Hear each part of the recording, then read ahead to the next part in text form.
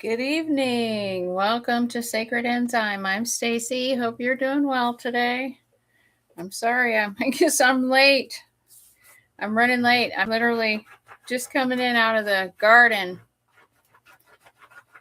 Been trying to get some seed sown. So tonight we're going to talk about utopian communities, and the one that I found really fascinating is about Cyrus Teed and the Cosmogony Unity group that was in Estero, Florida.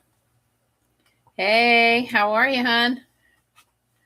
So we're going to talk about this Cosmogony Unity group that was in Lee County, Florida, that was basically embodying the 13th archetype. And this guy, as predicted, he got in a squabble. He was like an innocent bystander and got hit in the head by a police officer, and it killed him.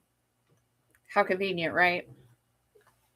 So we'll go ahead and get started. So I want to talk about who Cyrus Teed is, and then we'll go into his work, because his work is really, really interesting. So this is from this book, Utopian Communities of Florida. And I'm just going to read from this about Cyrus Teed. Okay, so there's a little foreword from his Cellular Cosmogony book, and it says the alchemico organic, which means physical, world or universe, is a shell composed of 7 metallic, 5 mineral, and 5 geologic strata, with an inner habitable surface of land and water. This inner surface is concave. The 7 metallic layers, or laminae, are the 7 noble metals, gold constituting the outermost rind of the shell. This shell, or crust, is a number of miles in thickness. Within the shell are 3 principal atmospheres. The first, or outermost, the one in which we exist, being composed chiefly of oxygen and nitrogen. The one above, that is pure hydrogen, and the one above the hydrogen atmosphere, we have denominated a boron. A boron, which was interesting because that information that I ran across about, oh God, I wish I could remember where I found that, was talking about the byproducts of the AI data centers was boron being put in the water. So that's interesting. It's almost like they're trying to set up this layer of Earth to mimic another layer. You know what I mean? Like what we were talking about earlier today is like creating an alternate reality. Remember how we were talking about that? So what if they're trying to create an alternate reality that they can phase shift into? Because this reality is not going to be able to, they're not going to be able to stay in this reality anymore. So it's interesting that the waters would be getting contaminated with boron. I don't know. Be something to look into. So anyway, let's move on. All right. Within this is the solar electromagnetic atmosphere, the nucleus of which is the stellar center. And occupying these atmospheres are the sun and stars, also the reflections called the planet and the moon. The planets are mercurial disci, moving by electromagnetic impulse between the metallic laminae or planes of the concave shell. Okay, so it says one of the most frequently studied communities in Florida has been the Cosmogony Unity on the banks of the Estero River in Florida. Its founder was Cyrus Teed, a charismatic leader who claimed to be the new prophet of an era that would transcend the current history. Part of his philosophy involved a newer interpretation of God, which, as Miss Jo Bigelow, former president of the Cosmogony Unity, noted in November 1984, Dr. Teed said that in his religion, it was a father-mother God. Because for God to be perfect, and God was perfect, that God, to be perfect, had to have male and female characteristics, because aren't you always looking for the other half, right? We've talked about this. What is even love if they don't think of it in that way? Such a radical departure from the norm of the day led to speculation to what actually went on in the Khorasan colony, and much of the talk among residents of nearby Fort Myers and surrounding areas believed that it was another excuse for a free love settlement. This criticism of the Khorasans was no different than those who commented on the Fourierist, Fourierist, Fourierist. We need to look that up. And other such experiments in religious communalism. So it's talking about them all living together in the past. So you know what? We need to make a note of that that group right there and look that up, because that might be Tartar Aryan or 13th archetype colony type living, right? Okay, as one commentator has noted, these accusations were more products of their authors' salacious imaginations than of documented behaviors with the communities themselves. So yeah, I was just trying to smear them. So what made Teed stand out from other religious leaders was his belief. I need better glasses. I swear I got to get my eyes checked. He believed in the concavity of the earth and his scientific attempts to prove his theory correct. This attempt to explain the creation of the world went directly against the scientific teachings of the day. And this is 1804, by the way. So, you know, they just had that reset in 1802. Let me see if I can find some better glasses that I could see out of. Man, I seriously got to get my eyes checked. Oh, those aren't no good. Those aren't. I wish I just had like some of these dollar store cheaters. I had a pair that were pretty good, and I can't find them now. Let me see if I can see better out of that. Oh, yeah, that's much better. Man, maybe I should just bring a magnifying glass in here and glue it to my top of my desk. All right. Okay. All right. So anyway, it talks about, I'm not going to read all this because it takes so long to they just put a lot of fluff in here. But one of the parts that I thought was really interesting is that when they're talking about his upbringing, they say that he was a product of the burned over district. And I was thinking, what in the world was the burned over district? So were they burning these people out of their houses? Because the same thing happened in the 1700s. And that's what happened to John Ledyard's family. They lost everything. His father, they did something to his father, and then his mother, women weren't allowed to own property, so they just took everything from them, and the kids were like homeless, and they had to go live with relatives and all this stuff. And he went on Captain Cook's last voyage, and that's what I'm reading right now. That is a really interesting book, and there is a lot of evidence in John Ledyard's work, and it makes sense now why they had to get rid of him. They said that he poisoned himself accidentally when he was in Cairo. He was in Egypt because they were looking for stuff that had to do with the civilizations before the reset, and they were also in the area between that pass where they highlight as being the island of Jesus up there in between Japan and North America. And so, you know, they found that the people that were on the west coast of the United States, that a lot of things that they were doing was common with other places in the world. And I don't want to, because it's really interesting, and we'll do a whole video on that. But let's get back to the Khorasan, because we had these people that were fighting, that were bucking the system. They were bucking the system, and it got them axed too. Just kind of like what it does now. Like when you get these whistleblowers, they just kind of all just disappear, right? Snitches get stitches. This is what my oldest son always. So it says that he was a product of the burned over district in Western New York and was born in 1839. So that would have been before the Civil War, right? And then his family moved shortly after his birth to an area outside of Utica, New York, not far from the Erie Canal. So he had water codes, guys. He had water codes. No wonder I think that he was contacted by people from Venus. So it says that he was mainly self-taught, and that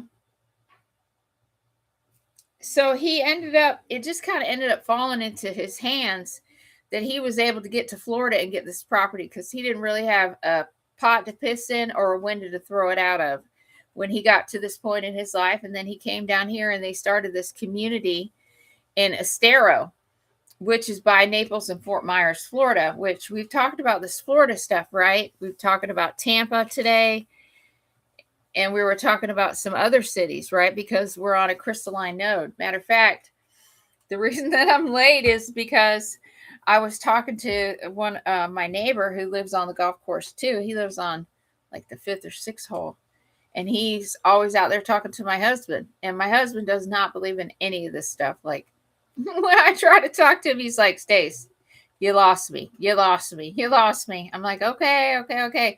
So when he sees people out there, there's so many people that live out here because we're on a Seagate, right?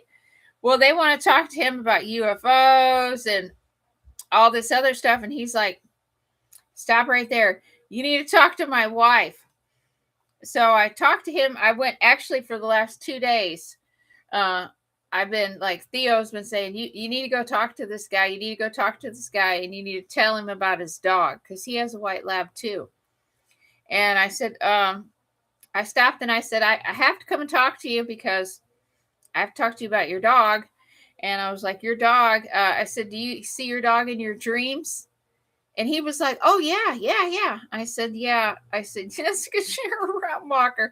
But it's funny because it's like, I don't want to say his name out loud, but because, I don't want to violate anybody's privacy, but Theo's thumping me on my watch. But it's how everybody's name is coded. His name is coded too. And it cracks me up. It just cracks me up. So back to Cyrus Teed. So he had this whole community in Florida that he'd set up. And they weren't bothering anybody. But because they could have potentially started a movement telling people, this is what you're here for. You're not here to just do all this other stuff, right? This is what we're here for, stewards for the planet, to care about each other. We have to bring back the love principle into living itself, right? And go back to the old ways. And I think he was starting to build a movement. And so they tried to slander him and stuff after he died, saying that he was a racist and things like that. And then the people that are still taking care of this foundation, even today, there's a state park there. They dedicated that land to and made it a park. And even till this day, they're still defending him, against the BS. And they're like, it's just slander to try to ruin the movement. They would put the one time that someone said that, that it was like a white supremacy type thing, and they were racist or whatever. They were trying to slander him like that. They went back and went to the roster, and they found where there's like all of these people that were they were all multiracial living there. So they were like, nice try, people. You're not going to ruin this. It's from the heart space, right? So I'm going to go there, and I want to do a video of going there, but I want to show you the symbol that they put for their logo. Look at that. You remember how I was telling you that they were showing me these shapes and that they look like diamonds? I was like, whoa, that's interesting. So yeah, this was their logo. And yeah, I know. I was like, holy smokes, it's diamond with a diamond and another diamond. Does this look familiar to you?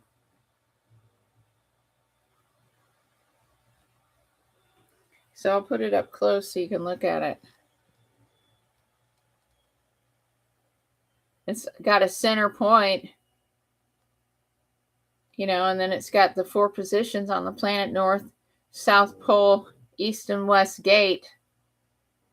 So it's interesting. It's almost kind of looks like a stellar map, doesn't it? Yeah, it does. So, I mean, maybe that's what tiles originally were, or they were maps. Maybe these symbols are like maps home for these people. They encode it in the geometry, plus it activates part of your brain, right?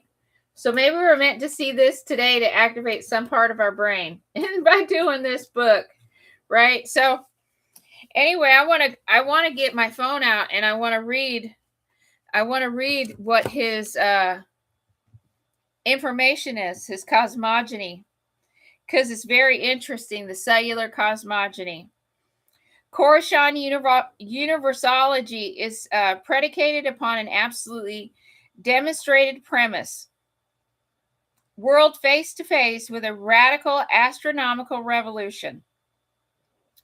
Coruscanty is universal science applied to all the concerns of practical life, involving the science of immortal life in the body. It includes the science of religion, founded upon an accurate knowledge of the structure and function of the cosmic organism. It embraces every department and phase of form and function in the universe and is therefore universology. It is predicated upon an absolutely demonstrated premise, a geometric figure which embraces 3 simple elements: the arc, chord, and radius. Practically applied to Earth measurement by a process which determines the contour of the surface of the Earth in which we dwell and the direction of its curvation. This is not theoretical, but applied geometry. This contour is found to be an upward instead of downward curve, and thus is diametrically opposite to the assumed convexity of the Earth's surface. The world is therefore face to face with a radical astronomical revolution. The Earth is a concave sphere, the ratio of curvation being 8 inches to the mile, thus giving a diameter of 8,000 and a corresponding circumference of about 25,000 miles. This fact is physically and mechanically demonstrated by placing a perpendicular post at any point on the surface of the Earth, though it were better to place it by the side of a surface of water, and extending a straight line at right angles from this perpendicular. The line thus extended will strike the surface at any distance proportionate to the height of the vertical post. So yeah, that was the other thing. He did this test and he proved that the Earth was actually a concave disc. And he had a university. So he had geologists and different professionals that came and they did the study, and then they proved it. So yeah, you know how it is when you're trying to bring forth stuff into academia that challenges what they've got as the narrative, right? Yeah, so that's what ended up happening to him. Hypothesis or guesswork indeed lies at the foundation of all scientific knowledge, says the Standard Dictionary, quoting from Fiskey's Unseen World, page 3. The term science is derived from scire, to know. Hence, science is the Latin term for knowledge. Science means knowledge, nothing more, nothing less. That which is founded upon hypothesis, assumption, is not science, nor should it be dignified by that title. The Copernican system of astronomy has its foundation in assumption. This is conceded by all scientific astronomers. The Copernican system has never been demonstrated, therefore it is not scientific. What does Coruscanty offer as a substitute for the gigantic fallacy and the farce of benighted Copernicus? First, it offers the fact that experiments carefully made by the Coruscant geodetic staff at Naples on the Gulf Coast of Florida. The contour of the Earth was proven to be diametrically the reverse of what is taught as true in the pseudoscience of modern times. Wow. The surface of the Earth is not convex. It appears to be so because of optical illusion. The only geodetic survey ever made for the purpose of determining whether the surface on which we dwell is convex or concave was made by the geodetic geodetic staff of the Corshon Unity in the year 1897. And this survey was corroborated conclusively the testimony given in 1870 that the Earth is a hollow shell about 8,000 miles in diameter and about 25,000 miles in circumference. The form of the universe, the great alchemico-organic world.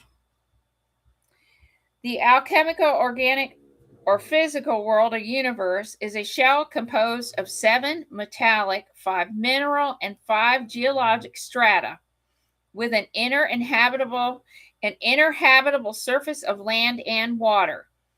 This inner surface, as the reader already understands, is concave.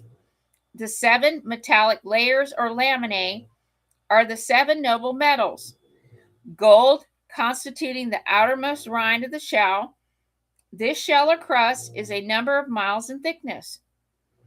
Within the shell are 3 principal atmospheres. The first or outermost, the one in which we exist, being composed chiefly of oxygen and nitrogen. The one immediately above that, pure hydrogen. The one above that, hydrogen atmosphere, we have the denominated a boron. Within this is the solar electromagnetic atmosphere, the nucleus of which is the stellar center. In and occupying these atmospheres are the sun and stars, also the reflections called the planet and the moon. The planets are mercurial disci moving by electromagnetic impulse between the metallic laminae or planes of the concave shell. They are seen through penetratable rays, ultra electromagnetic, reflected, or bent back in their impingement on spheres or substance regularly graduated as the stories in the heavens. So he's saying that it's a hologram, like basically like shine through a crystal. And then he's talking about those discs, which is interesting because when I had, when I'm in that one timeline where I'm that teacher at that school, where we go through that building that looks like it looks like kind of like what you see in a Russian, like one or Ukrainian, that's just kind of like just like bland cement, very boxy looking. It looks like that on the outside. It looks like just like an area that's had war or whatever, you know, and it's just a nondescript building. And then you go in and you realize it's like a school that nobody uses anymore. And then you kind of like go into a hallway, and then you phase shift to like a portal. And then it turns into this other school that's like absolutely gorgeous with, you know, wood and you know, bookshelves and everything. And then the headmaster, he was sitting at this beautiful desk, and he had these bookcases behind him, and they all had books, and there was books along this wall and along that wall, and I was standing right in front of his desk, and I looked down, and he was like, you know, wanting me to look down. I looked down, and he showed me this plate that was like this big around, and it was gold, and it reminded me of the Queen's Beastie coin. And I was like, wow, what is that? You know, I kept trying to figure out what it was when I woke up. I can't remember if it had all those animals on it, but I remember that it was like golder than, like it had to have been like 24 karat gold. Like it was like serious gold. Like, and it looked like a plate, like what you'd eat off of almost, or a huge ass coin, big. And it was just sitting on his desk. It was just sitting on his desk. But I was teaching a whole classroom of kids, and they were all standing in front of, I don't know if they were doing some kind of performance, or they were standing up in front of a demonstration. They were standing in the front of the room, and they were all like, you know, between like 16 around there. They're all teenagers, and they were really good kids. And so I didn't get the impression in that dream that that was a bad timeline. I actually felt like I was teaching kids there, and I always felt like, you know, that's what my soul mission's been always, is for kids. I've always been a mother, a midwife, you know, seeds. It's just, that's what my soul is, like a midwife. Is the way that I've always understood it. We grew the seeds, we took care of the marriages, the breeding, the animals, the all the stuff that had the medicine, the herbs, everything. It had to do with being a midwife. Okay, so he says that it's the planets are mercurial disci moving by electromagnetic impulse between the metallic laminae or planets of the concave shell. They're seen through penetrable rays, ultra electromagnetic, reflected, or bent back in their impingement on spheres of substance regularly graduated as the stories in the heaven. In the foregoing is presented a descriptive outline merely of the alchemico-organic cosmic form. It is not assumptive. Neither it is intended in the synopsis to prove that the course on universology, the proofs and demonstrations of the system will be found in subsequent pages of this work. We already outlined in the general principles of form. We here insert this axiom. Form is a fundamental property of existence. Therefore, that which has no form has no existence. Limitation is a property of form. The universe has existence. Therefore, it has form. Hence, it has limitation. While the above axiom partakes somewhat of the systolic I can't say it, SYLLOGISTIC method, it will be noticed that the objectional feature of the same word again is expunged, namely the premise is not an assumption. Motion obtains in everything throughout cosmic form. Nothing exists without motion. The atoms of the rock are constantly changing place with all other atoms. There is circulation in the bar of steel. The angular crystal atoms of the diamond are in motion, and in their circulation and impingement they generate electromagnetic substance of the most delicate attenuation. As these circulations are regular and according to the fixed laws of order, therefore, while form exists according to definite principles of form, the laws of motion conform to and determine the principles and arrangement of organic relation and shape. The cause of alchemico-organic motion is remote and proximate, therefore defining the laws and principles of motion. We will here briefly state that within the alchemico-organic world, cosmos, there resides the anthropomorphic or corresponding cosmos. There are two discrete spheres, yet they are coordinatedly one. He's talking about duality. He's talking about particle and antiparticle Earth. They are coordinately one. The alchemico-organic cosmos, the physical world, the outline of which is given in preceding pages, is in the form of man. That is, in the egg or shell, man in the state of unincubation. The mass of humanity is in the same state. With this modification, the alchemico-organic cosmos is in space and therefore persistent, while its anthropostic coordinate embodies principles which merely correspond to space and are not persistent in any one form. For instance, the 7 metallic laminae or plates comprising the general metallic rind of the macrocosmic shell are perpetual. These are the 7 limitations of essences radiating from the stellar nucleus primarily, and from the solar limbus as the environmental of the stellar nucleus. They constitute the deposit extremities of the 7 essences or the 7 alchemical. So I'm wondering if all 7 realms have antiparticle selves. What do you think? If there's 7 different layers, right, as above, so below, wouldn't there have to be an antiparticle of every single layer? Well, no, not in the higher realms, but what about in the other realms that are on other planets that are also inhabiting 3 and 4D, 3D? Like, obviously, at one time, Mars was 3D, right? And then it got to the end of the cycle and got reset. That's what I'm starting to think. And then they all came to Earth, right? They just went through the wash. Everybody goes through the wash. If you don't make the grade, you go through the wash. So if Mars had a reset and all of them got kicked back here, I mean, it's just something really, it's interesting to think about.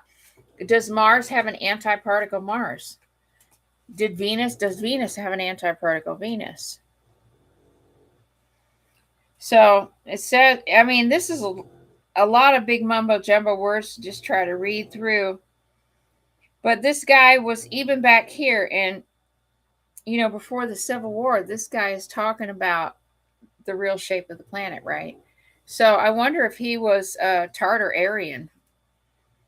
And this whole thing about it come from this burnout district. So were they burning people out of their homes? And a lot of these people were living communally. And maybe this is why he wanted to go back and do this again, was because this was the way that he grew up. I mean, it's something to think about anyway, right? So it just goes to show you that we very well could have been in a Christ millennial at that time, right before. It kept coming in the field. It presents itself in the field over and over again, right? So when these people bring these archetype and they weed them out, they sniff them out and they're like, yeah, Cyrus Teed, we gotta watch this guy, right?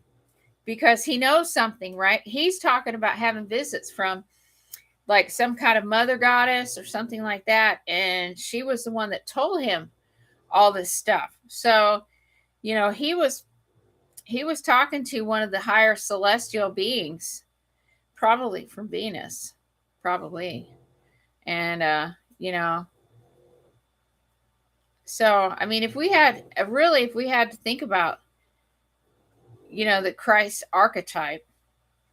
So, if we started out coming from the sun, and that we had those groups, like, let me get my phone out so I can read that, right? Because I screenshotted that when you were telling me that. Okay, so here we go. All right. This is what it says. 10,000 BC. This was the interview with what was her name? Cryptid Huntress. Is that what her name was? The Cryptid Huntress?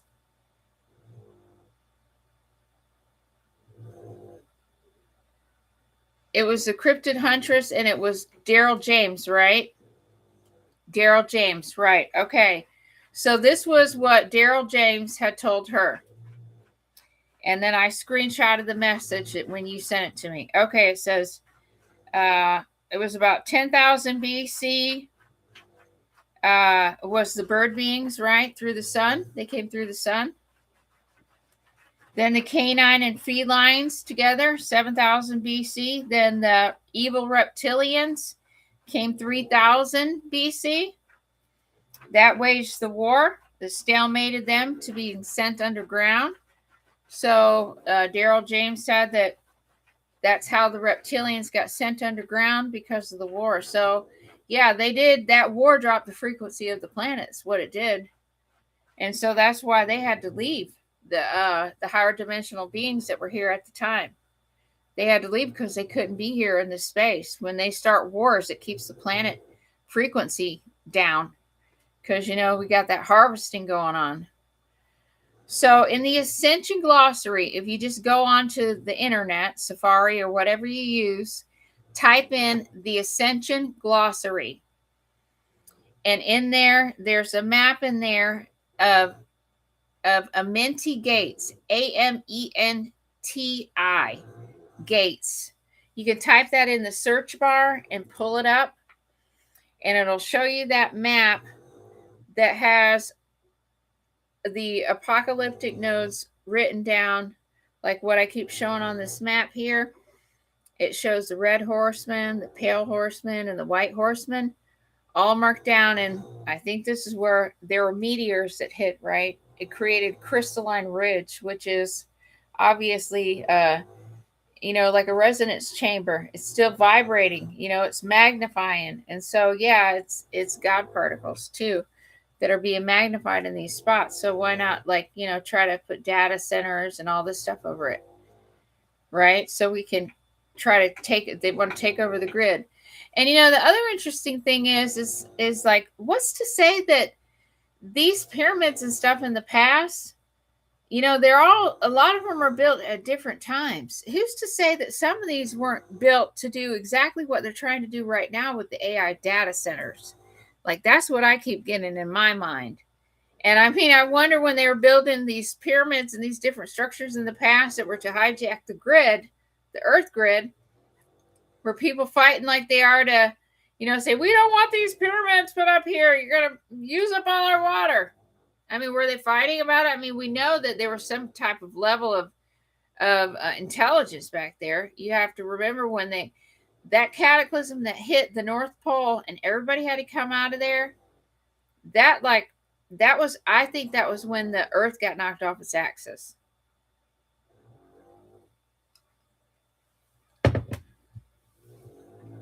Because after that, and that had to have been like in this last time cycle, like 12,000 years ago. I don't think that our history is like this last cycle is really what we should look at. The other cycles are irrelevant because they don't have anything to do with ending this particular cycle that we're in, right? So it's about the Christ consciousness coming back into the field. And it's been here like a bunch of times, presented over and over again. So yeah, it's really interesting, Daryl James's interview with the cryptid huntress. He said a lot of things. Like the one thing that he said about when he was doing work in the SSP programs as a kid, that they were paying him in ice cream sandwiches. And man, I was like, oh, no way. Because, when I was little, I got fat and my brothers weren't fat. I got really fat as a little kid. And my mom couldn't figure out how I was fat because it was like, we were not lazy kids by any means. We didn't stay in the house. We stayed outside all day long. And my mom took me to the doctor. I remember going to the doctor and she was like saying to the doctor, I don't know what's wrong with my daughter, why she's gotten heavy. And when I heard that about the pain and ice cream sandwiches, I was like, that hit a part of me, like resonated. I was like, no way. Could that have been why I was a fat little kid? I got fat like just out of nowhere. And it was after I had been traumatized, because I believe that they intentionally will bring someone into your life, even when you're a child, to traumatize you regularly.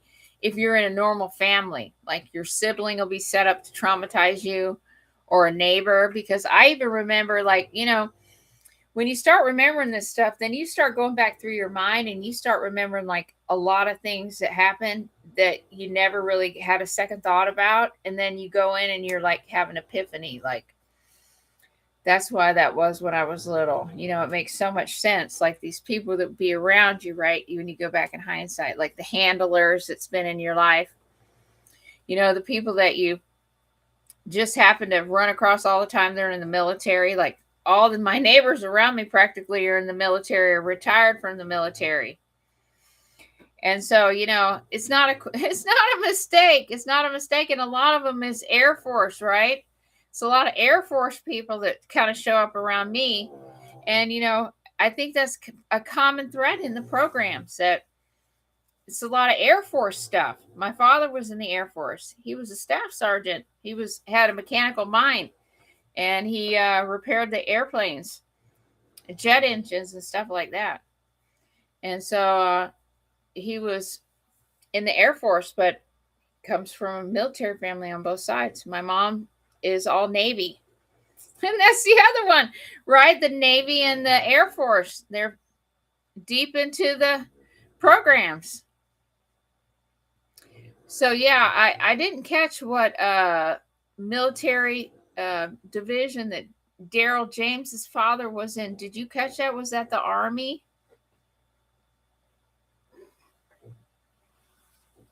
I can't remember. But yeah, that was really interesting interview. And a lot more stuff is coming out now about them seeing the canine groups, and the SSP people are talking about it finally, which is really interesting because, 8 months ago, I had people leaving these slick comments on my channel all the time, making fun of the content, about the bloodlines, like coming from where, coming from wolf bloodlines. They think it's crazy, but what can you do? Not everybody's going to believe you. Not everybody's going to believe you. And if you know, when you can see it with your own eyes, it brings a different perspective. And it's great that these people are waking up finally. But I mean, our group here that's on this channel, I really feel like most of us are connected to the earth, right? We're earthlings, but we're also hybridized with celestial. And this is one of the things why we're kind of like stuck in these programs, and we're in these altars, and we're in these different timelines and our astral space. And it has a lot to do with the earth, right? It has to do with what we're doing right now. It has to do with animals, right? We remembered our other forms, because this was originally how they were before they perfected these forms, right? These last humanoid appearance that we got was an upgrade, and it was so we could inhabit these higher expressions, because we're getting to the end of the cycle, right? We have to be able to move these expressions along and get through these archetypes. This is basically what Freemasonry is all about, is being able to move through all of these different forms of function that are outside of the Fibonacci spiral, right? Which is like, we were talking about the Masonic Lodge, is that you go from 22 to 33 as outside of the Fibonacci spiral, right? Which is interesting, right? It's almost like maybe that's really what it is that we're just like a fractal. We're just unfolding, right? We have to do our hero's journey. We're all here for a hero's journey, and that's all it is. Stories in the Bible are allegories for time cycles. And we have to be Noahs, right? We have to be the Noahs, because we have to get our ark ready. And that's what I've been doing all day. I've been working outside in the yard. I mean, I'm covered in dirt and I'm itching from head to toe. I haven't even cleaned the dirt out of my fingernails yet. I just got done watering at like 8 o'clock. I put a ton of seeds out today. Oh my gosh, I planted a bunch of fruit seeds. So I hope I get a good rain tonight. I moved my pumpkins and some of my squash out of the greenhouse because it wasn't getting pollinated. That's the only bad thing about the greenhouse is you got to self-pollinize if you want to, grow stuff like squash and stuff that has to have the blooms pollinized. And I was thinking about maybe like getting some ladybugs and stuff and letting them go in my yard. But then I found a ladybug in my living room the other morning. So anyway, it's definitely Cyrus Teed. He deserves more time to go into his thing. And I want to go down to Estero, and then I'll talk about, when I go down there, I'm going to talk about the situation surrounding his death, because it's really quite unfortunate. And I hope that I can get my fingers on some of this material, because his information is in an old book, and you can go on the Wayback Machine, and you can read it on there. The cosmogony is on there, the cellular cosmogony. But it's a slow read. It's like, even I don't even understand a lot of it, but the stuff that I do understand is basically what we've been seeing in the other realms. What we've been seeing the whole time. The cycle's ending, that we have to embody the archetype in order to be able to transition through the cycle, ascend, that the planet's going to be merging back. It's going to go realign the poles and merge with the antiparticle version of Earth, which means that you'll be merging with your oversoul, right? They'll be coming into more, expressing into me more, So, I mean, that's pretty cool. So, and if you're not going to phase shift, then you're not. I mean, we're at the point on the journey where we just can't keep worrying about trying to pick up the stragglers. You're either with the program or you're not. It's time for us to just get our noses to the grindstone, right? Doing what we're supposed to be doing. Taking care of the planet, working with water, getting heirloom seeds together, getting gardens going, helping build out our communities, strengthening our communities up, because people have just gotten so drenched with electronics that they don't care about being face to face anymore. You know, people rather just text you from the kitchen instead of walking in there getting off their butt, right? You know, I have a lot of people say, I can never get a time. I call you all the time. You dance for fun. Well, a lot of times I'm out in the yard, but it doesn't mean that I'll never answer. It just means sometimes I'm not going to just be able to answer you right now. You know, it's like we've got so dependent on the electronics and different things. It's like gives us such instant gratification. It's like made our minds not be able to slow down enough where you can just sit and watch a movie all the way through and enjoy it without your mind just going. You can't sit still. You need to be doing something. It's you know what I mean? It's like we've almost gotten into this hurry mindset. But it's everything is going to be rewinding, is what I feel like. I feel like it's going to go back to the way it used to be in a more slower pace. And maybe that's why we're going to be picking up and going to a 370-day year calendar instead of a 365, that we'll have 5 extra days in a year. So that must mean that the planet's spin rate is going to slow down because it's going back onto its original axis, which would be the north. We'll have the North Star, and the North Star is basically the highway for travel outside of our solar system. That these books that I've been reading about, these people that have went with beings from these other dimensional spaces, that when they were on a ship, which they were like the ship, it was like an organic ship that was like grown from them somehow or another. They merged with the ship, but the guy, they all talk about taking a path where you're going above and going through up by the North Pole. So that must be like when we were talking about, that's the way that you get off world, but it also must be like the highways, like the speedways, north, south, east, and west, to get off planet. I mean, that's what I'm wondering. I think that the north is the celestial realms for sure. I don't ever recall traveling to Antarctica and astral realm, only to like the North Pole and Venus.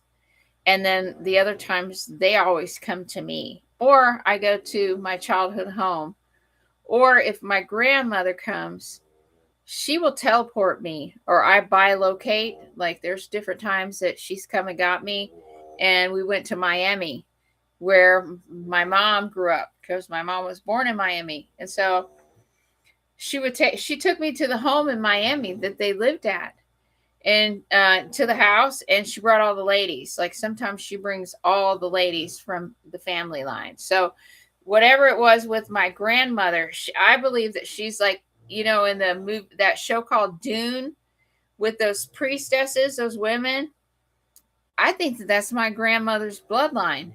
She brings, like, periodically, she'll bring like all these women with her, and she says, I brought the ladies, and she shows them to me, and they'll be sitting there in chairs. They'll all be sitting there in chairs, and they have like different period clothes on, and most of them have on a hat, and I think they're all dark-headed. Honestly, every one of them was dark-headed. And I've seen the ladies, I only have seen them 2 times or maybe 3 times, but it was always when my grandmother wanted me to talk to my mom about something, and she'd bring the ladies. So yeah, my grandmother brings the ladies. And it was funny that when I've been running late today, I was like, I didn't have time to make dinner, so I went and got stuff from the clubhouse. And when I was going, I ran into my husband's friend from the golf course, and I was talking to him, and he has a white lab too. And, Ghost, she's my realm walking dog. She's my realm walker. She's with me in the other dimensions, right? And she looks like a white wolf. Well, that book came that, I have the situation where I mentioned it before in a bunch of different videos, is that I think another version of me goes to my public library and plants books for me to read, right? Because it's always, usually when I go in there, I'll go in there and I'll be like, how in the world, it's like stuff that I'm studying right then or reading or something that I was wanting to look into. The book will be right there for like $1.25. So Annalise, my daughter, she ordered me the mate to this book. When I went in the last time, remember, there was the book that had the wolf on it, and it was right next, standing up in the rack next to a book. I pulled that one out, and it had a dragon on it. And I was like, okay, so this is what we were talking about for the timeline archetypes, was the wolf and serpent. And so this is what the other book looked like. It came, the site, white wolf, white wolf. And, when I went down to Casadega that day, I went down to Casadega to do some video footage to talk about Casadega because, it's a really cool place with an interesting history. I went into the gift shop and I had picked up a box of tarot cards, right? And this is what it looked like. I picked this up because I thought it was so pretty, the White Light Oracle. So when I get home and I opened the box up, I didn't even open them for like a couple weeks. Every one of the cards on the outside, this is what the cards look like.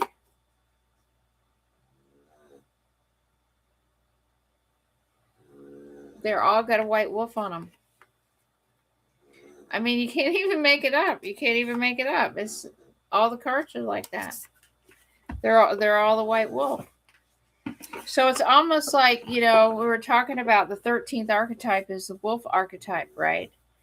Because they know how to navigate the edges. They know how to come in between transitional phases, in between cycles that are ending and restarting, right? They use their senses, right? It takes that type of instinct, to be a realm walker, And so many people are just coming out of the woodwork right now that are this 13th archetype and that are very much intertwined with wolf bloodlines and the wolf archetype altogether. So it's almost like people recently, I feel like recently a lot more people got like a download, or they woke up and they were like, okay, there's something with this wolf stuff. What is with the wolf stuff? It's like some people just got a wake up all of a sudden. What do you guys think about that? Do you feel like it's just like there's been a surge lately of people just having a memory, like some kind of affinity with these animals, and maybe more people are seeing them in their subconscious, in their astral space, and they're not remembering it on waking, but it's still in there, like the hybridized beings? Because I do think that when you first see those hybridized beings in the other realms, they activate you. When I seen that bird woman that time, that I was bilocating with my mom, and I'm wondering what system I was in with that, because it had horses and it was like a horse ranch, and then there was that horse there that was like a humanoid horse, like what Ghost is in the other realm that I'm in with her, where she has like a human type intelligence and like a white wolf body, and she's my companion. She's with me, and even outside, she does exactly what she does here in the other realm, except she's connected to me telepathically, right? It's almost like that Golden Compass movie. Seriously, I'm wondering if they got that information from that reality, but she's in that reality with me. But I often wonder if when you see these hybridized beings, if they don't give you some kind of activation, because that bird woman, I was there with my mother, and maybe my mom got the activation at the same time, right? She put her hand up like that, and she went to point her finger, and I was like, what the heck? Is something going to come out of her end of her finger? Is what I was thinking, like something was going to happen. And I just put my hand up and was like, stop. And when I did that, I just woke up instantaneously. But I was with my mother. So I really feel like these types of beings, the earth template has to do with my grandmother. And she also has, my grandmother's one that has the African genetics. And they're from the tribe called the Asante. And some of them call themselves Ashanti, but their old name is like Asante, and they're West African. And so I have a grandmother that was from West Africa. So I guess it's a lot of that uh, telepathic and that being connected that came from my mom's side, and I believe it had something to do with that marriage there that was between. Uh, I I'm pretty sure the last name was Ritchie, but he was a captain in the Navy, and I guess they lived in Africa. And then they came back to America. And see, this was one of the first things that clued me off that our history was a lie. Because, I believed everything that I learned in school. Was when I started doing my genealogy and I realized that I had a grandmother that was black, right? And that they came and they were living up north in the United States, but it was before 1776. And I was like, wait a minute. How could we have had an interracial couple here? And they had like all these kids and stuff. And I was like, how could we have had an interracial couple here if it wasn't allowed? And there was, I was like, okay, something is not adding up here. Something is not adding up.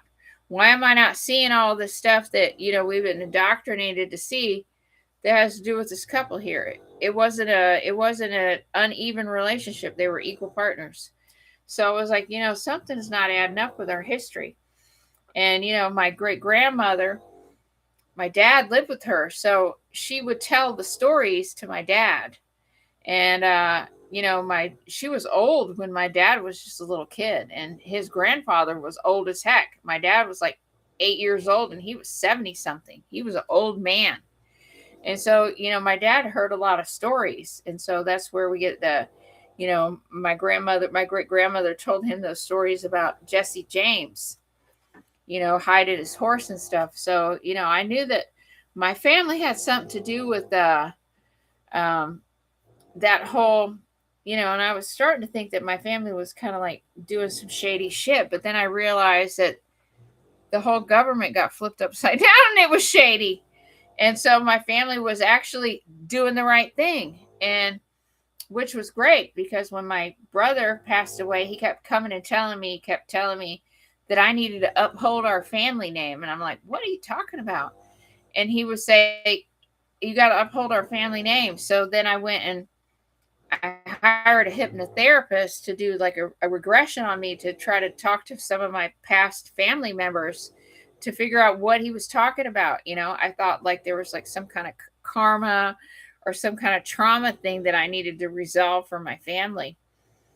And when I did that, I ended up talking to my great grandmother, Emma Jane Randolph, and my great grandpa Miller. And so they took me back and they showed me different time. We time traveled basically. And my great grandpa, he took me to this barn that he was in as a child, and he was just showing me his life, and it was horrible. It was absolutely horrible. And he was born, I think, in 1880 or 1870. So, he was born in that really bad time, that really bad pocket of time. And he said his life was miserable, that, it was just nothing but work. Basically, the kids were just slaves. They were just slaves, everybody's just traumatized and trying to get by. And then my grandmother, he said that life, his existence as a child, was what he perpetuated onto my grandmother. He was not a good person, and he would do the moonshine. That's when they were doing moonshine and all that stuff in Alabama. So he would be out, and then he'd be being chased by the police and stuff because, you couldn't be doing that. You couldn't be stealing. And so, he had like 12 or 15 kids. And so my dad got all the stories. And so there's some interesting stuff. I want to start doing some videos of my dad because he has some super interesting stories about our past. But I do want him to tell the story about Jesse James. And then when I went back and did my ancestry, I totally went down the rabbit hole. on the Jesse James thing after I came across a family member that had an illegitimate child that was put up for adoption, and the baby was with Frank James, which was Jesse James's brother. And I'm like, wait a minute, how in the world can this happen? I thought that, we were like some upstanding family and that, the James were outlaws. But apparently, we might have had that backwards. That, we need to dig deeper and find out exactly what the James brothers were up to. And, what was it that they were doing? What was they really doing? And then why did they fake their death? What was it that they were faking their death? And did the people that helped them fake their death, was that the government at the time? Were they doing inside work? Were they like CIA operatives before you had like CIA? And John Ledyard. But the interesting thing is that I've made a list of people from these time period that I feel like we're embodying the 13th archetype, from Edmund Randolph, I believe it was Edmund Peyton, all the way back before like 1740, 1750. I started going and I started looking every person that was involved in anything that had to do with any legal laws that were written, any kind of declarations that were written, because a lot of them wrote for each state. They wrote a whole series of laws for each state because they all wanted to have their own state rights. And see, this was not what they were wanting to put in place for the United States. They wanted government rights. So we had like these two groups, opposing groups. So I have a list of 49 people now to look at, and already off the bat there's like a dozen people whose death are very suspicious. And so some of the main characters that we're going to be looking at, it's going to be John Ledyard, Captain Cook, Meriwether Lewis. Oh my gosh, there's so many. John Randolph of Roanoke, Thomas Jefferson, John Adams, Peyton Randolph, Edmund Randolph, like Pasquale Randolph. He was a spiritualist, and he was also biracial, right? Because the Randolphs had children, with other races. They had children with other races. Pocahontas is in my bloodline, and the last name is Rolfe, Rolf, which means wolf. Which means wolf, like Randolph means wolf, right? Like Rollo means wolf. It's all in the blood. It's all in the family names. It runs in bloodlines. And, I know they don't want us to talk about this kind of stuff, and they want us to all think that, what we see is not real. Guys, but believe in yourself, believe in yourself and what you see. And then, talk to yourself before you go to bed and say, tonight, this is what I want to do. This is where I want to go. I want to be upon waking. And if you just keep training your brain for that every night, and then, of course, I recommend the monatomic gold. That makes a huge difference with being able to remember the astral. And so, I feel like there's a lot of stuff that's happening in astral, like this last hurrah. And it's kind of like, we've got this tug of war going right now, and the other realms. And it's like, they know they can't win, but they're not going to give up this timeline. And so, I keep getting like fed into my mind that maybe that's what that hybridization was about with, the Anunnaki and the Draco. They had a hybridization where you have these groups now. I guess you would call them the Luciferians.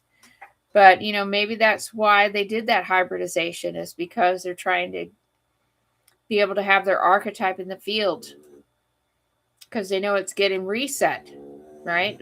And what do you think? I'd love to know what people are actually thinking about this, because I really keep getting in my mind, like, we've got these two opposing archetypes that are going to come into the field, and it's going to be the wolves of God. It's the wolves of God. These catchphrases don't come from nowhere. Dog spelled backwards is God. man's best friend, right? The archetype of the wolf, what they do for humanity. This is a blessing from God, So we've got these two opposing archetypes. We've got the vampires and the werewolves. And so, you have to remember that these people have been controlled for a whole time cycle, for probably, according to what we ascertained from Daryl James's interview, that for like 4,000 years potentially. Well, 3,000. They came here 3,000 years ago. So 3,000 years. So that whole Yahweh cycle would have been Draco, wouldn't it? If, that timeline is right that he's talking about. But it just goes to show you that, that you've got the realms, the upper and the lower, what we call lower, but not really lower vibrational, just a lower space, underworlds, that they're manned by canine, beings, because they maintain the space, the liminal space between realms. And this is why you have the Anubis, right? This is why we have the Sphinx. This is the she-wolf, always rescuing the abandoned children that became, the dualistic aspect, the twins. Just like in Atlantis, that was the one thing that I forgot to mention, is that Poseidon had 5 sets of twins, and his 5 prince sons had their own section of Atlantis. I mean, it was like North America and South America, so it was plenty of room, but they had the capital of Atlantis was Tampa. What do you think about that, Taki? Atlantis headquarters was Tampa, Florida. So, it's really interesting, when you start talking about ley lines and all of that, and then more stuff is starting to come forward about Atlantis, and more people are starting to wake up, and more people are, remembering their involvement in the programs. And so more and more information is coming forward. But we also have to be being proactive, because it's easy to get caught up on, all the things that happen, right? But we have to constantly be navigating both sides of this whole scenario. And, I ran across a couple things. I get the food recalls from All Recipes in my email. And, when you read these product recalls, there's been a lot of stuff that's been having to do with like dairy and things like that. And then, the other thing is that you've got what they're doing to the farmers right now. And so I knew this time was going to be coming. I had this dream, and I was shown about the seeds, and this is why I've been collecting heirloom seeds for so long, is that there's going to be where you're not going to be able to get any seeds except for genetically modified. And then you won't be able to grow your food. You basically grow your food is like Benjamin Buttons. It grows backwards. Instead of getting big fruit, you get smaller each time you plant it, right? So then you become dependent on someone else for your food. So that was a scenario I did not have. I did not want to have. So yeah, I thought it'd be great to be proactive instead of reactive. So, hello, how are you tonight? Hope you're doing well. We were just getting ready to wrap up. We were talking about this community in Estero, Florida, where it was a Koreshan community, and it was a utopian community. But the guy basically talks about that inner earth and different layers of the earth, and that the earth is concave, and that they scientifically proved it. And basically this guy is got the same old story as everybody else. It's about to prove something. And I think he was a Tartar. Because it says that he came from the burnt out district.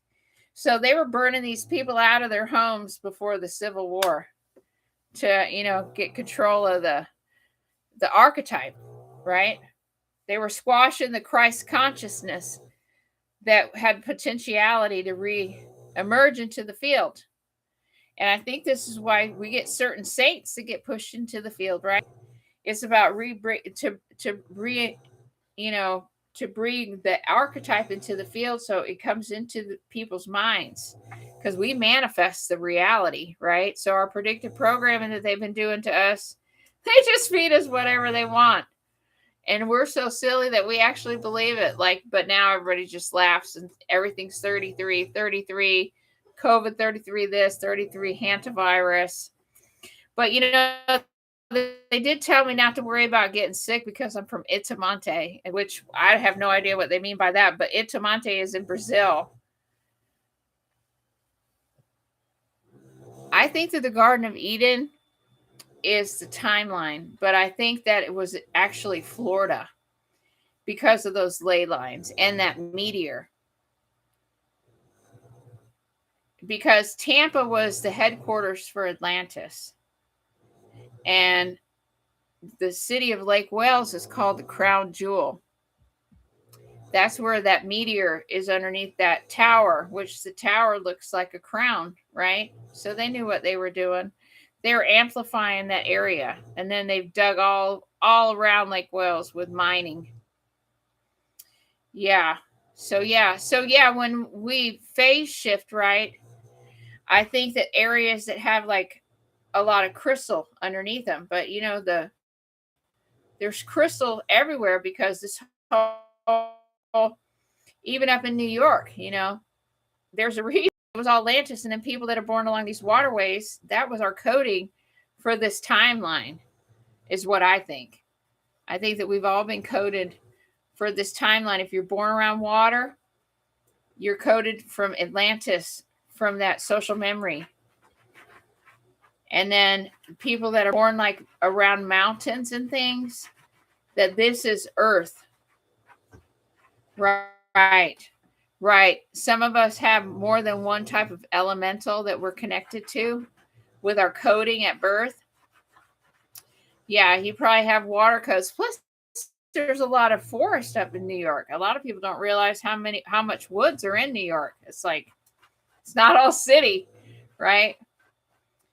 So yeah, I mean, you definitely got water codes. I think we're all coded with Atlantis, yeah, and Lemuria, and even before, and then with the animal stuff, all of us are like animal lovers.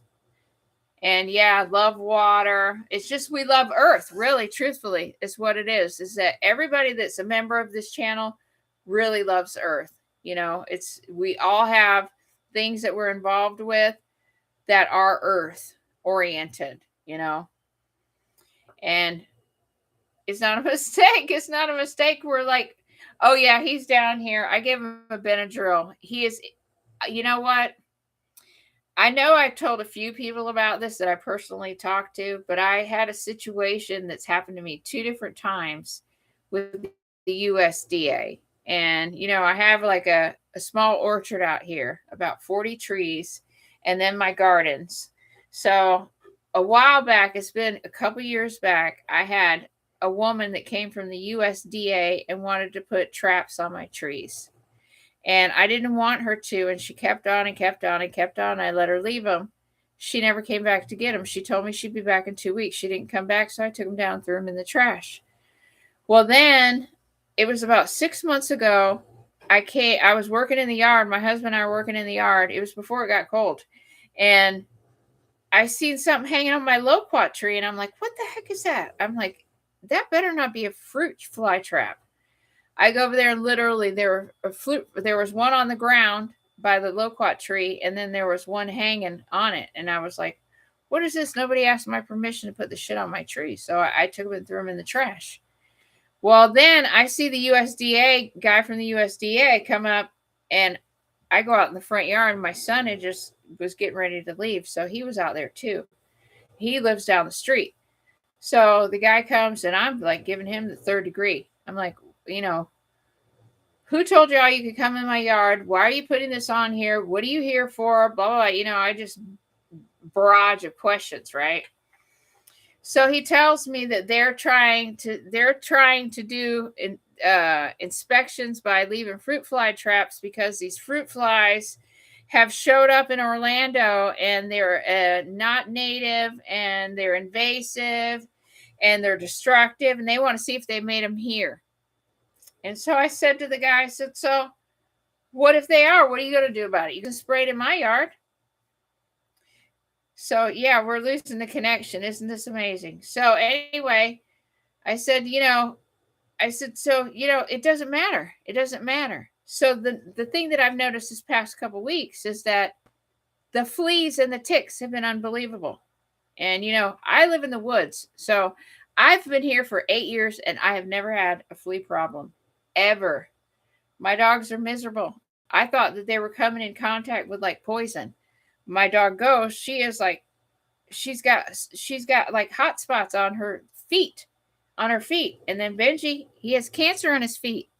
So I'm like, what is going on here? So I think, it's a combination of both. I think, in my opinion, I think that they're dropping bugs on us. They drop fruit flies on Florida to try to destroy the rest of the citrus industry, because they want to put AI data centers here.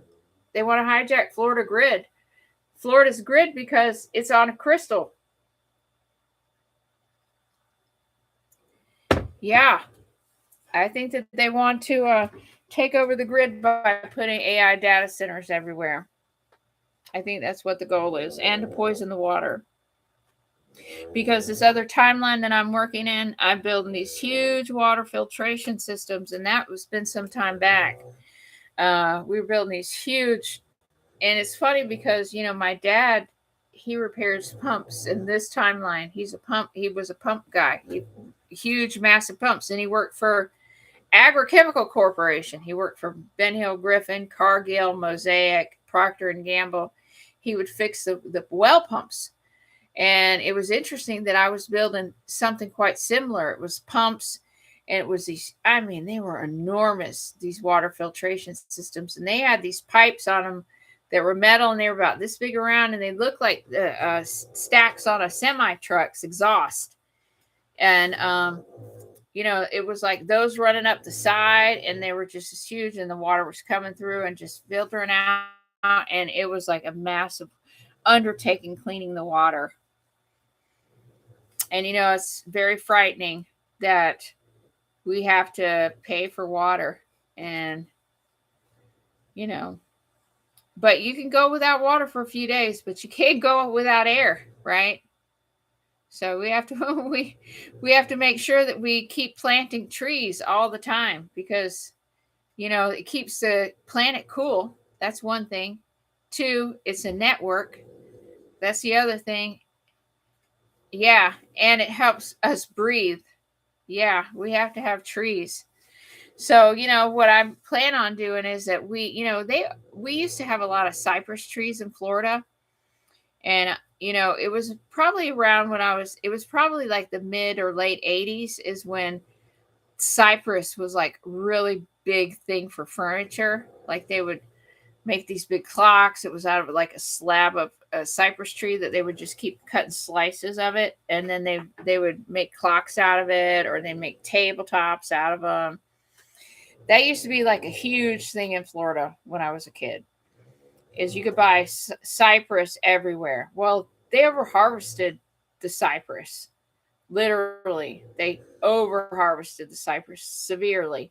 So on the golf course behind my house, there's a couple cypress trees back there that have like seed pods on them. So I'm going to try to grow some cypress trees. I was thinking, you know what? We should try to do that. We should try to plant cypress trees all over the world. Like if anybody lives by water, right? Because they're like, I really feel like they carry a soul essence in them that's protective, because if you build a house out of cypress wood, the bugs won't eat it. You won't ever have termites. My house is made with cypress. So I've been monitoring the little cones on there.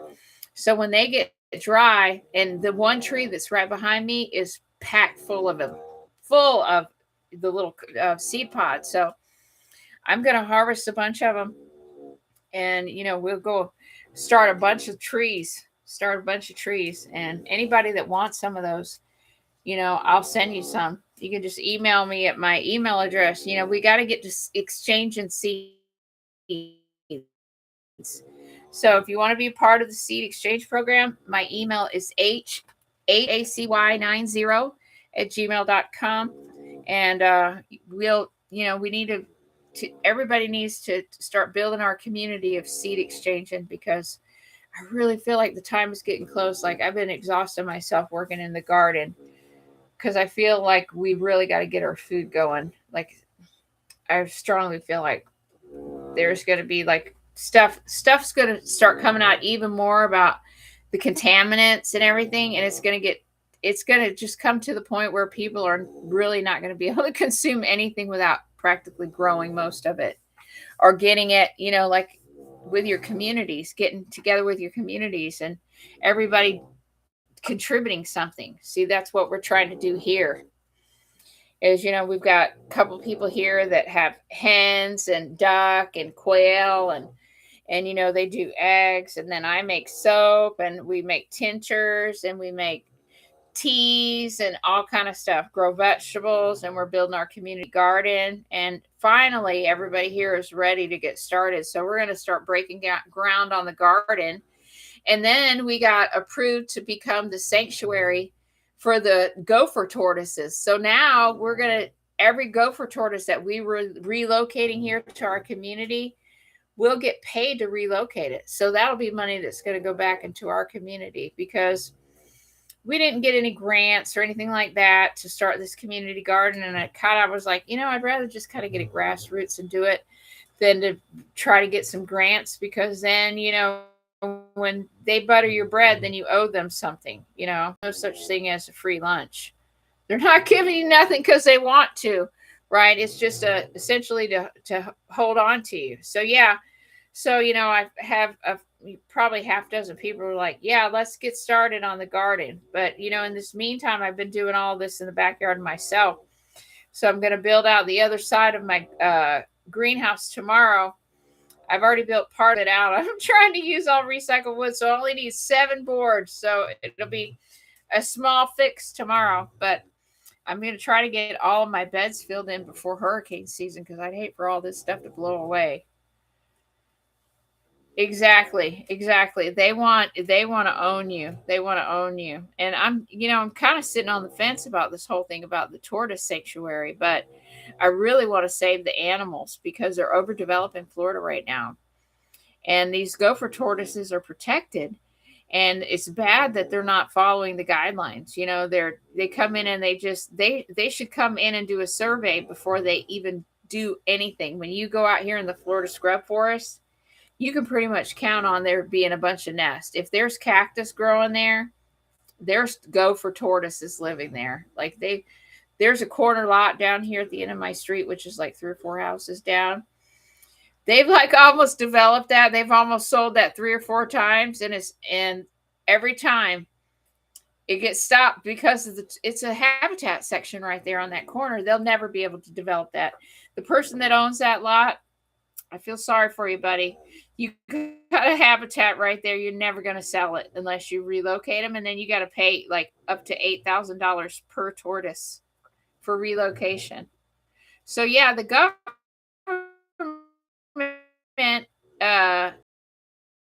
to relocate a bunch of turtles that are on this piece of land between us and the Avon Park bombing range. They want this piece of property for some exclusive domain, but they have to properly relocate the gopher tortoises. So we're the closest thing that has the right kind of environment to relocate them, and we have a huge population here already. So they asked us if we wanted to do it, and that they would supplement it. But we're one of the residents out here, her husband works for electric company, and they're always looking for people that can rehome these turtles.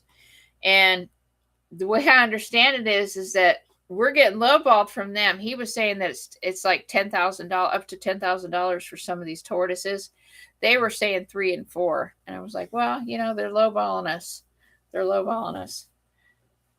I once saved a tortoise and I was able to drop it off at a vet's hospital. Part of the shell was cracked. Oh my gosh. Yeah, I always watch for tortoises. One time when I was a kid, I just started driving. I think that I was like 16 or 17.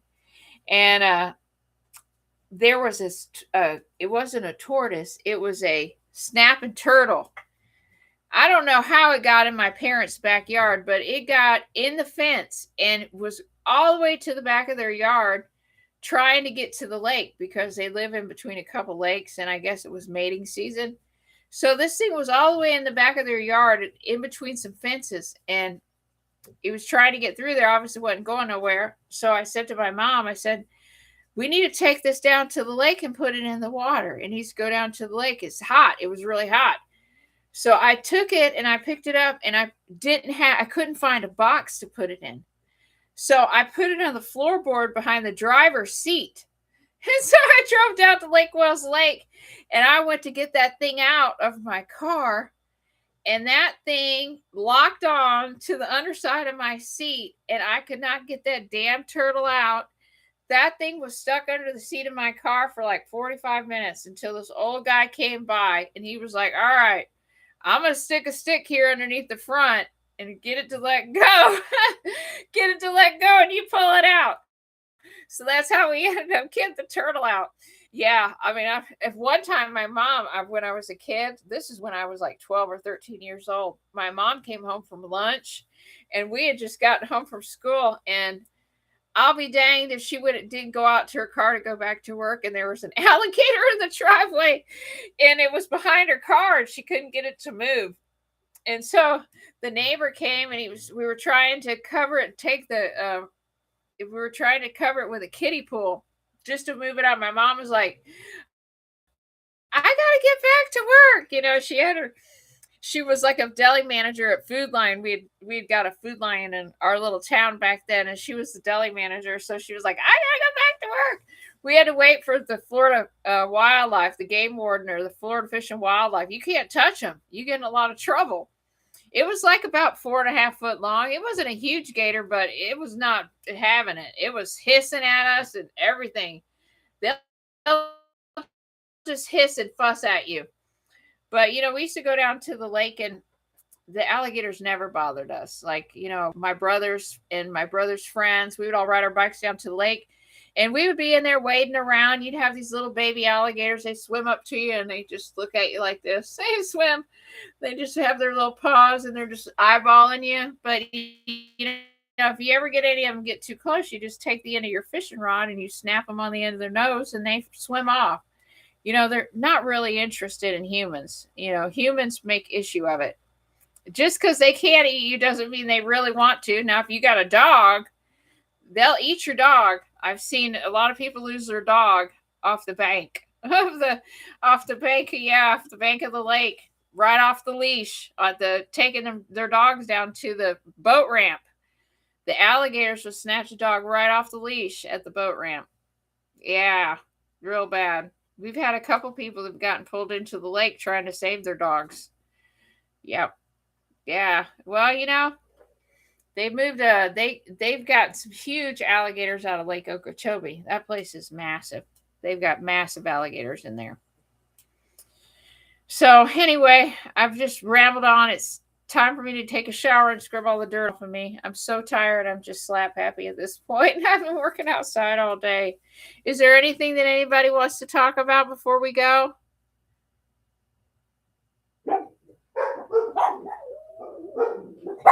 You get the serenade from the dogs. We've been having a lot of fires out here. I don't know if somebody's setting fires, or what, but my whole neighborhood was filled up with smoke, and anytime I see that, it's worrisome because we're right in the middle of the forest, and we had like 3,000 acres out here of forest, and it caught on fire right before we bought our house out here, and it's probably why there were no trees in my yard. They cut them all down because they were afraid they were going to burn the place down. So yeah. So anyway, if you guys want to be involved in swapping seeds, heirloom seeds, part of that, you can email the channel. You can join the channel, the 13th Archetype. Also on YouTube, where we're embodying, living in Christ, walking in Christ consciousness, and bringing Christ consciousness back to the planet and being a proper steward to the planet. So join us on the 13th Archetype. And like I said, you can email me, hstacy90@gmail.com, if you'd like to share your story. If you have questions, feel free to email me there. This is for a nonprofit channel. And so we want everyone to wake up and be a part of the 13th Archetype community, where we're loving each other and we're bringing the heart space back to the planet. Much love to all of y'all as well. Thank you so much for being here, guys. I'll catch you on the next one. Have a good night.